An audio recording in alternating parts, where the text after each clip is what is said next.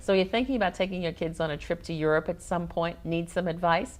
Hello there, I'm Denise Richardson. This is Howdini.com, and we've got that advice for you from our special guest, Carol Weston, who's the author of many books, including Girl Talk. But here's one of the fun ones, a fiction series starring the young, intrepid traveler, Melanie Martin.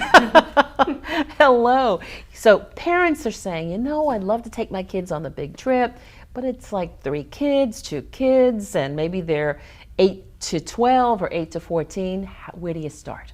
I think ideally it's great if you can think, what are your kids interested in? Or if your kids love Greek myths, go to Greece. If your kids are learning French, go to France. If your kids love Harry Potter and this is your big moment to let them see, you know, England and London, I think that unfortunately Europe is expensive. But other than that, Europe is a great place for kids. So instead of just going to Disney World and Epcot, see the real thing. So now you've selected the possible place or places, and traveling 101 with these youngsters. Where do you start with that? It's really about mixing and matching. For instance, when we went to Holland, we love art, and we knew that our kids would love art, but they wouldn't love art all day long. You know, you have to mix it up with going to the park and taking maybe a carriage ride with the horses and doing some of the touristy things that you don't end up doing at home, but that are really pretty great. Or in Amsterdam, visiting Anne Frank's home, taking paddle boat rides. In Spain, you know, seeing a flamenco class, going to a bullfight. These things are very eye-opening for kids. And just making sure that the kids also get to pick a little bit of what you're doing. We'll hand them the Frommers and say, you know, we have veto power, but where do you think we should eat tonight? And packing is, you know, you don't wear half the stuff you take. Right. Less is more. You always want to buy a little bit when you get there anyway. And when our kids were little, they had designated travel stuffies, because once they brought their 2 favorite stuffed animals and they both left them under the bed, and that was a disaster. So you can have certain little stuffed animals. Be sure that you bring enough on the plane, whether it's medication or fresh underwear or whatever, that will get them through, because yes, luggage does get lost, and that can be sort of a disaster. If your kids are really little, you want to always have crayons in your purse, a ball, a deck of cards. All this stuff doesn't take up any room, and it can buy you a whole lot of happiness if you're waiting online. And that whole education about different kinds of money and putting a value on the money, it really is a mathematical lesson.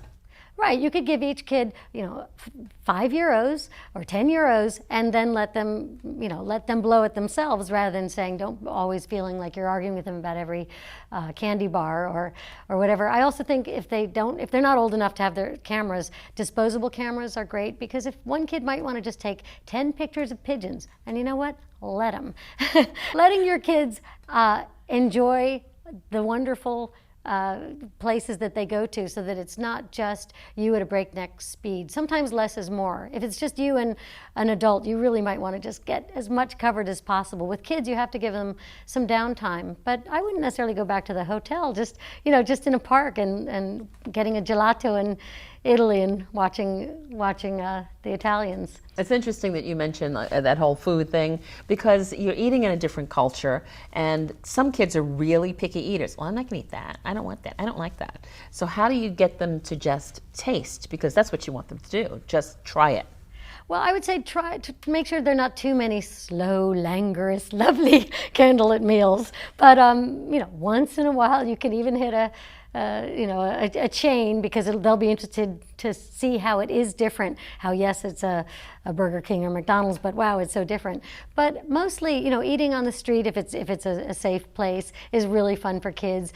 Speaking the other languages, having them ask for it. Say, gelato. Oh, Mom, I can't say that. Try it. Gelato. I can't say that. Try it. And then suddenly your kid asks, for an ice cream in Italian, and feels like they're really learning something. And the best part about travel is the education about so many different kinds of people. Thank you so much for Melanie Martin. And thank you. Carol Weston, you're an angel. Thank you for being with us. Thank you, Denise.